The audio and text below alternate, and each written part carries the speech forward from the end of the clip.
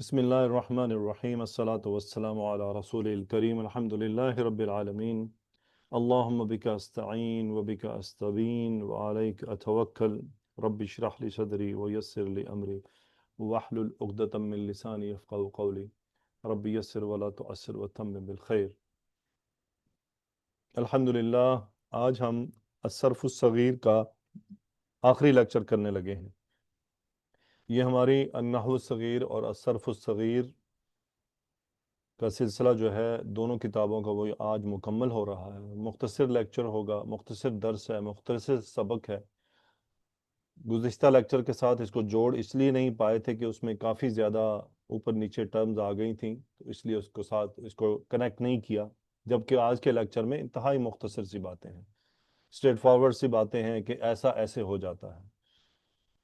تو اب آپ کو کرنا یہ ہوگا کہ میری یہ درخواست ہے کہ آپ نے جو اس کا جو متن ہے اس کو اب آپ نے پڑھنا ہے ایٹ لیسٹ ون ٹائم، اس کو 3-4 ڈیز کے اندر 3-4 دنوں میں مکمل کیجئے، اور انشاءاللہ آپ کو بہت فائدہ ہوگا۔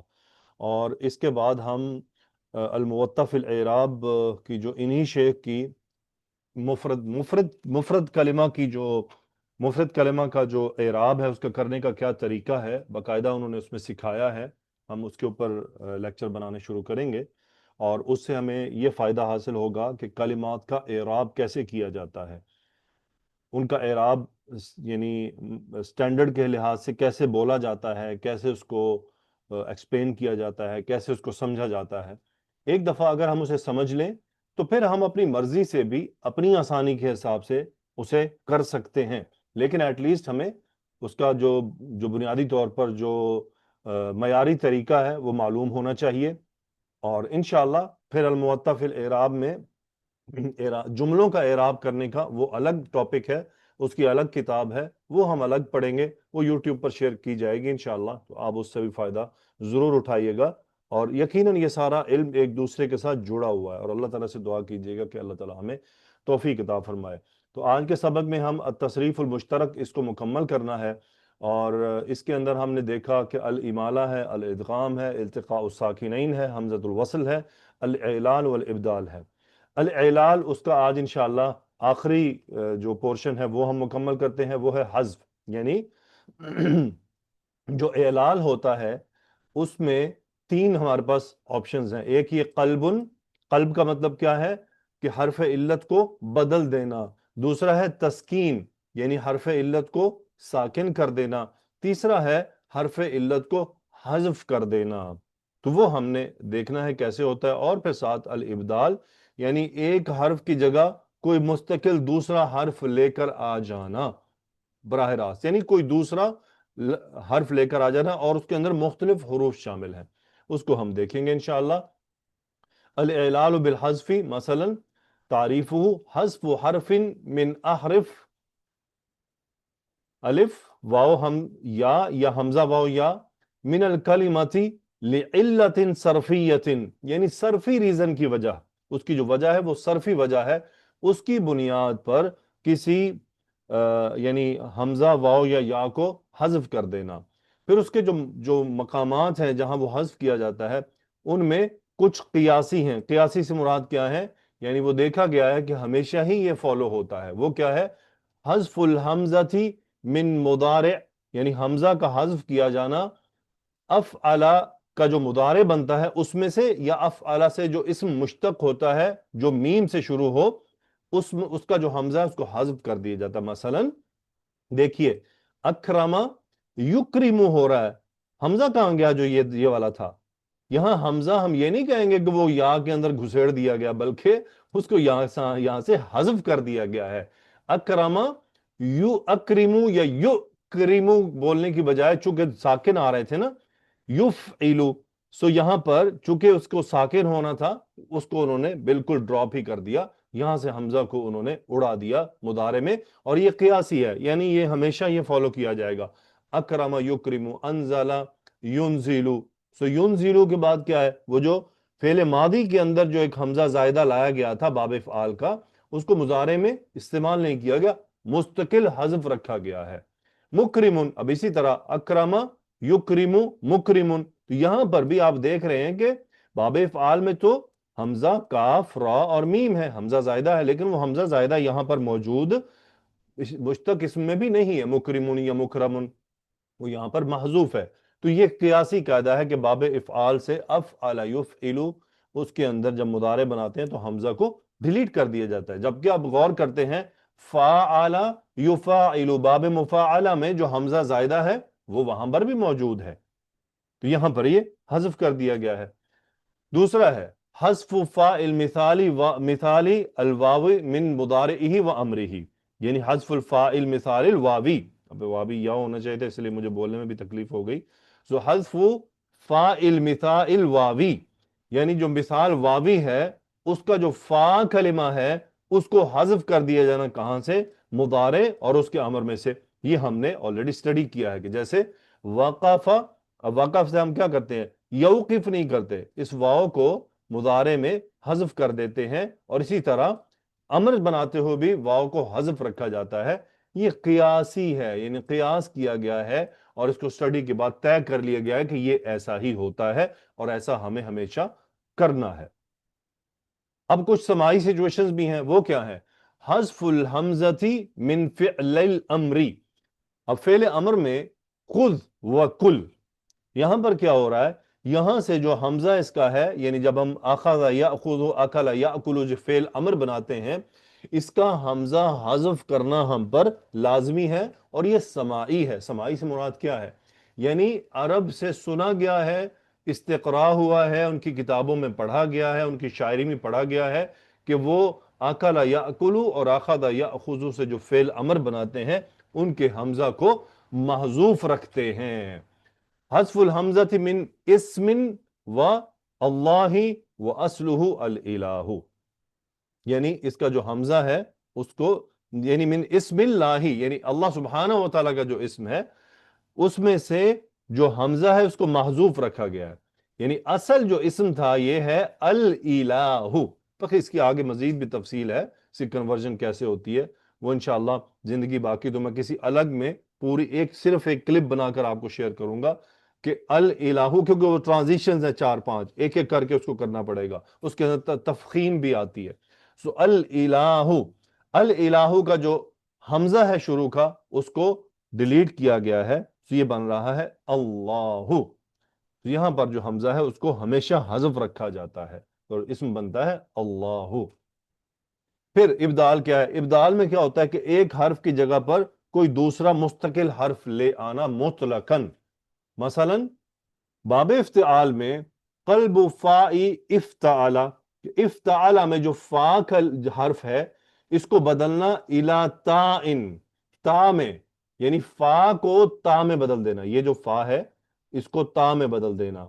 کب؟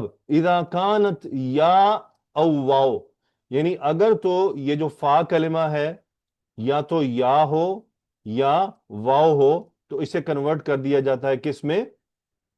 تا میں، اسے تا میں مستقل بدل دیا جاتا ہے۔ مثلا ایگزامپل ہے، اب ہمارے سامنے لفظ آتا ہے اتعادہ، اب اصل میں اس کا جو روٹ لیٹر ہے وہ ہے واو عین اور لام، چونکہ ہم نے کہا ہے کہ اگر فا کلمہ یا ہو یا واو ہو، یعنی یا تو یا ہو یا واو ہو، یہ دو کنڈیشنز ہو، یا واو، تو اس صورت میں اس کو ہم کنورٹ کرتے ہیں تا کے اندر۔ تو اصل میں تھا او تعادہ، تو اس او تعادہ میں واو کو کنورٹ کیا گیا کس میں؟ تا میں۔ جب تا میں کنورٹ ہوا تو دو تا آ گئے، اس لیے وہ مرج ہو گیا، تو بن گیا اتعادہ۔ اتعادہ یہ کیوں کیا جاتا ہے؟ غور کرنے پر پتہ چلتا ہے کہ یہ بیسیکلی بولنے، یعنی جو بولنے میں فلوئنسی میں رکاوٹ پیدا کرتا تھا، یا بولنے میں بسا اوقات، یہاں تو اب بولنے میں رکاوٹ ہو رہی ہے لیکن اگر ہم دیکھیں گے آگے چل کر کچھ اور ریزن بھی آئے گی، تو یہاں بولنے میں یعنی او تعادہ ابتصالہ، تھوڑا سا غور کریں تو یہ تھوڑا ڈیفیکلٹ ہے۔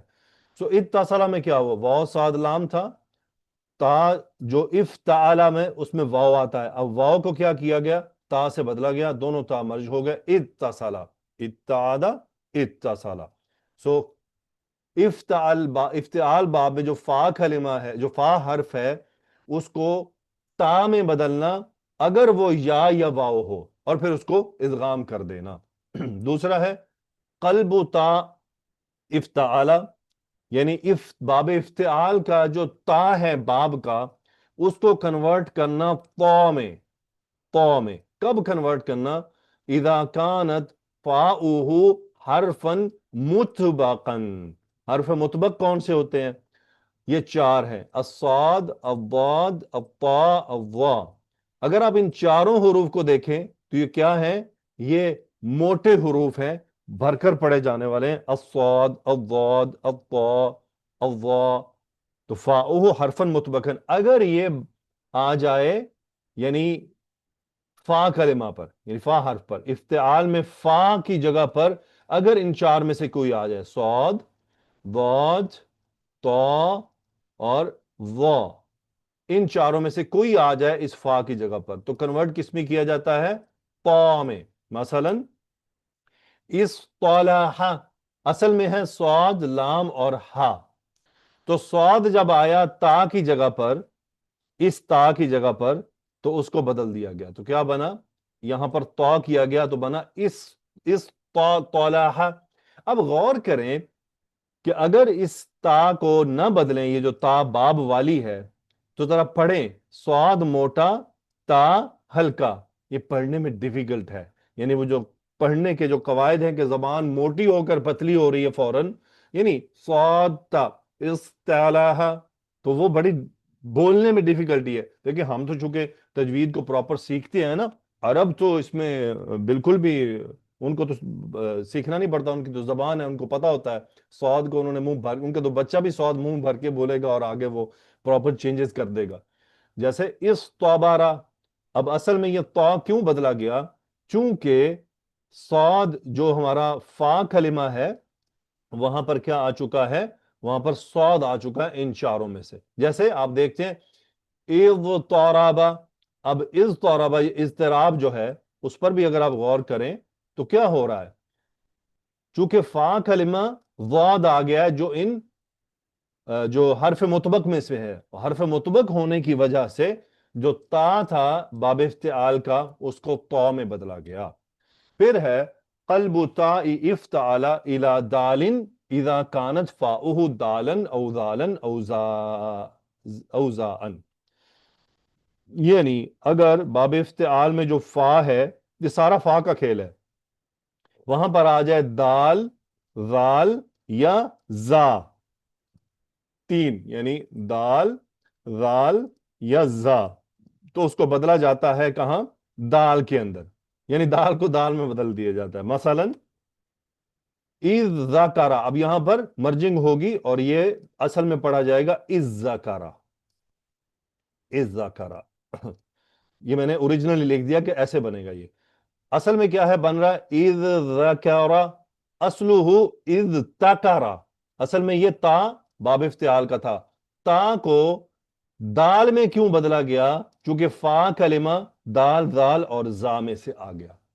جیسے ادہنا، اب یہاں پہ بھی کیا ہوا ہے؟ دال، ہاں، نون اصل روٹ لیٹرز ہیں، تو ادہن بن رہا ہے، تو اصل میں فا کلمہ دال آیا تو کیا بن گیا؟ تا کو کنورٹ کر دیا دال میں، پھر دونوں کو مرج کر دیا تو کیا بن گیا؟ ادہنا. پھر ہے قلب النون الساکینہ، قلب النون الساکینہ، یعنی نون ساکن ہے اس کو بدل دینا کہاں؟ الا میم، میم کی طرف. اذا وقعت قبل بائن، جب جو با سے پہلے آ جائے. مثلا من بعدی، اب دیکھیں نون کو کیا کر رہے ہیں ہم؟ اس کو بدل رہے ہیں اصل میں میم سے، یہاں پہ اس لیے ہمیں چھوٹا سا میم، من بعدی، نون ٹوٹلی چینج کر دیا گیا میم کے ساتھ، یہ ابدال کہلاتا ہے. امبا، اصل میں ہے با، لیکن ان آ رہا تو ہم یہ نہیں کہیں گے ان با، ہم کیا کہیں گے؟ امبا. اس نون کو میم سے کنورٹ کر دیں گے. ممبر، اب اصل میں کیا؟ منبر، اب اس با کو کنورٹ کر دیا گیا، سوری نون کو کنورٹ کر دیا گیا میم میں. کیوں؟ کیونکہ یہ با سے پہلے آ رہا ہے، نون ساکن. نون ساکن ہو، اگر نون ساکن آئے با سے پہلے تو اسے میم میں کنورٹ کر دیا جاتا ہے.